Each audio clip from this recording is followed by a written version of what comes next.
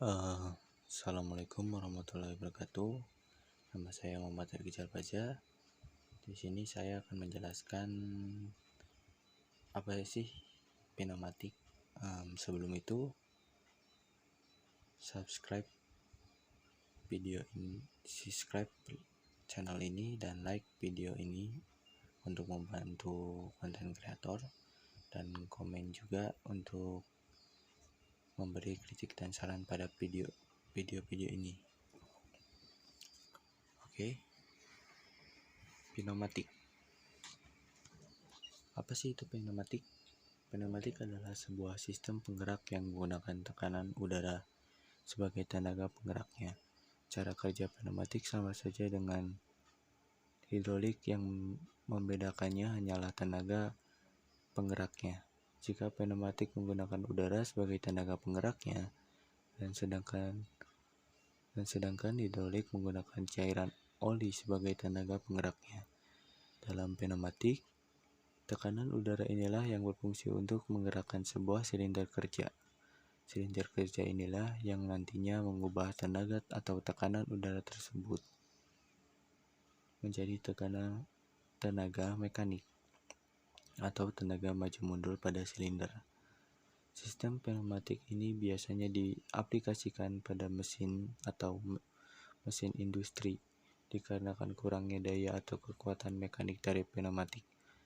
Maka pneumatik ini hanya bisa diaplikasikan pada mesin-mesin yang tidak terlalu membutuhkan tenaga mekanik yang kuat atau mesin-mesin yang bertenaga ringan dalam pengoperasiannya. Sedangkan untuk mesin-mesin yang membutuhkan tenaga mekanik yang kuat harus menggunakan sistem hidrolik. Kelebihan dan kekurangan. Kelebihan daripada sistem pneumatik yaitu ramah lingkungan atau bersih jika terjadi kebocoran dalam sistem perpipaan. Yang kedua yaitu lebih cepat dan responsif jika dibandingkan dengan hidrolik. Ketiga, harganya yang murah. Namun, sistem pneumatik ini juga memiliki kekurangan, yaitu daya mekanik yang dihasilkan kecil. Kedua, membutuhkan perawatan yang lebih tinggi karena udara sebagai penggeraknya biasanya kotor dan mengandung air, sehingga gesekan antara piston silinder dan rumah silinder besar dan mempercepat kerusakan pada air silinder. Cara kerja sistem pneumatik. Udara disedot oleh kompresor dan disimpan pada reservoir air atau tabung udara hingga mencapai tekanan kira-kira sekitar 6-9 bar. Kenapa harus 6-9 bar? Karena bila tekanan hanya di bawah 6 bar akan menurunkan daya mekanik dari silinder kerja pneumatik. Sedangkan bila bertekanan di atas 9 bar akan berbahaya pada sistem perpipaan atau kompresor. Baca beberapa standar tekanan maksimal yang terdapat pada nameplate reservoir air dari kompresor. Selanjutnya, udara bertekanan itu disalurkan ke sirkuit dari pneumatik dengan pertama kali harus melewati air dryer atau pengering udara untuk menghilangkan kandungan air pada udara, dan dilanjutkan menuju ke katup udara atau stop valve, lalu ke regulator, ke solenoid valve, dan menuju ke silinder kerja. Gerakan air silinder ini tergantung dari solenoid. Bila solenoid menyalurkan udara bertekanan menuju ke inlet dari air silinder, maka piston akan bergerak maju, sedangkan bila solenoid valve menyalurkan udara bertekanan menuju ke outlet dari air silinder, maka piston akan bergerak mundur. Jadi dari solenoid valve inilah penggunaan pneumatik bisa juga dikombinasikan dengan elektrik seperti PLC ataupun rangkaian kontrol listrik lainnya, sehingga mempermudah dalam pengaplikasiannya. Selanjutnya yaitu komponen sistem pneumatik. Sistem pneumatik terdiri dari beberapa tingkatan yang mencerminkan perangkat keras dan aliran sinyal. Beberapa tingkatan membentuk lintasan kontrol untuk aliran sinyal mulai dari sinyal memasukkan menuju sinyal keluaran. Komponen utama terdiri dari sistem pembangkitan udara terkompresi seperti kompresor, cooler, dryer, dan tangki penyimpanan. 2 unit pengolahan udara seperti filter, regulator tekanan, dan rectifier. 3 katup sebagai pengatur arah, tekanan, dan aliran fluida. 4 aktuator atau energi fluida menjadi energi gerak. 5 sistem perpipaan. 6 sensor dan transducer. 7 sistem kendali dan display. Selanjutnya yaitu susunan sistem pneumatik. Susunan sistem pneumatik terdiri dari satu daya, yaitu energi supply, 2 elemen masukan, sensor, 3 elemen pengolah, yaitu prosesor, 4 elemen kerja, yaitu aktuator. Beberapa elemen dalam sistem pneumatik. 1 yaitu kompresor. Kompresor adalah suatu alat atau mesin yang menempatkan atau meningkatkan tekanan udara atau fluid gas. Agar kompresor bisa bekerja, biasanya alat ini menggunakan mesin bensin atau mesin diesel sebagai tenaga penggeraknya. Kedua yaitu regulator dan gauge. Regulator adalah komponen yang berfungsi untuk mengatur suplai udara terkompresi masuk ke sistem pneumatik. Sedangkan gauge berfungsi sebagai penunjuk besar tekanan udara di dalam sistem. Pipa-pipa digunakan untuk mendistribusikan udara terkompresi dari kompresor atau tangki akumulator ke berbagai sistem aktuator.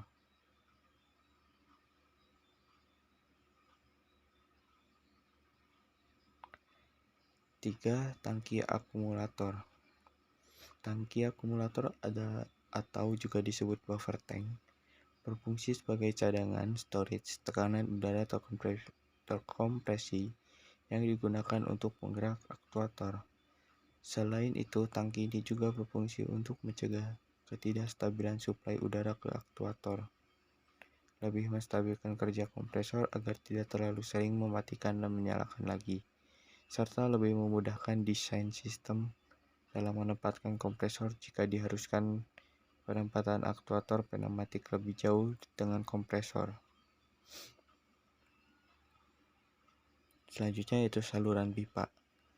Pipa-pipa digunakan untuk mendistribusikan udara terkompresi dari kompresor atau tangki akumulator ke berbagai sistem aktuator.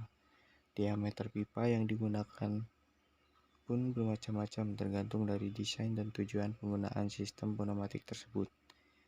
Pada sebuah sistem pneumatik besar menggunakan lebih dari 2 aktuator. Untuk area sistem supply atau area kompresor dan tangki, digunakan pipa berdiameter lebih besar daripada yang digunakan pada area aktuator. Namun jika sistem pneumatik yang ada kecil, misal hanya menggerakkan satu saja aktuator, maka diameter pipa yang digunakan pun akan seragam di semua bagian.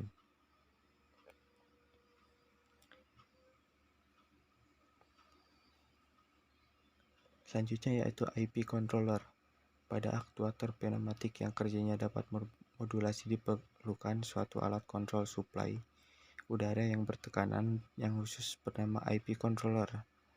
IP controller ini mengubah perintah kontrol dari sistem kontrol yang berupa sinyal arus menjadi besar tekanan udara yang harus disuplai ke aktuator.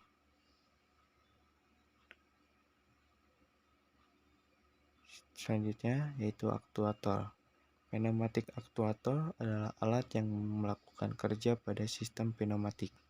Ada berbagai cara jenis pneumatik aktuator sesuai dengan penggunaannya, antara lain adalah silinder pneumatik, diafragma aktuator, serta pneumatik motor. Selanjutnya kita beralih ke valve. Pertama yaitu pengertian valve.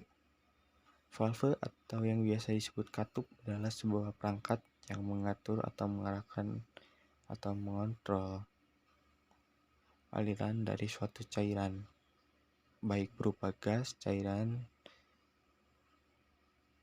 maupun padatan terfluidisasi dengan membuka, menutup, atau menutup sebagian dari jalan alirannya. Valve atau katup dalam kehidupan sehari-hari paling nyata adalah pada pipa air, seperti keran atau air. Contoh akrab lainnya termasuk katup kontrol, gas di kompor, katup kecil yang dipasang di kamar mandi, dan masih banyak lagi. Jenis-jenis valve. 1 yaitu gate valve. Gate valve adalah jenis katup yang digunakan untuk membuka aliran dengan cara mengangkat gerbang menutupnya yang membentuk bulat atau persegi panjang. Gate valve adalah jenis valve yang paling sering dipakai dalam sistem perpipaan, yang fungsinya untuk membuka dan menutup aliran. Gate valve tidak untuk mengatur besar kecil laju suatu aliran fluida dengan cara membuka setengah atau seperempat posisinya. Jika posisi gate pada valve ini harus benar-benar terbuka atau benar-benar di spot tertutup. Jika posisi gate setengah terbuka, maka akan terjadi turbulensi pada aliran tersebut. Dan turbulensi ini akan menyebabkan akan terjadi pengikisan sudut-sudut gate, yaitu laju aliran fluida yang turbulensi ini dapat mengikis sudut-sudut gate yang dapat menyebabkan erosi dan pada akhirnya valve tidak dapat bekerja secara sempurna. 2. Terjadi perubahan pada posisi dudukan gerbang penutupnya. Gerbang penutup akan terjadi pengayunan terhadap posisi dudukan sheath, sehingga lama-kelamaan posisinya akan berubah terhadap dudukan sheath, sehingga apabila valve menutup maka gerbang penutupnya tidak akan berada pada posisi yang tepat sehingga bisa menyebabkan passing. Ada 3 jenis gate valve, yaitu 1. System move gate valve, yaitu jika dioperasikan handwheel naik dan sistem juga naik. Kedua yaitu non-rising steam gate valve, jika dioperasikan handwheel tetap dan steam juga tetap. 3 yaitu outside screw and yoke gate valve, jika dioperasikan handwheel tetap tapi steamnya naik. Jenis-jenis valve yang berikutnya yaitu globe valve. Globe valve digunakan untuk mengatur besar kecil laju aliran fluida dalam pipa atau throttling. Prinsip dasar dari operasi globe valve adalah gerakan tegak lurus disk dari dudukannya. Hal ini memastikan bahwa ruang berbentuk cincin antara disk dan cincin kursi bertahap sedekat valve ditutup. Dengan memutar handle valve, sebesarnya aliran zat melewati valve bisa diatur. Dudukan valve yang sejajar dengan aliran membuat globe valve efisien ketika mengatur besar kecilnya aliran dengan minimum erosi piringan dan dudukan. Namun demikian, tahanan di dalam valve cukup besar.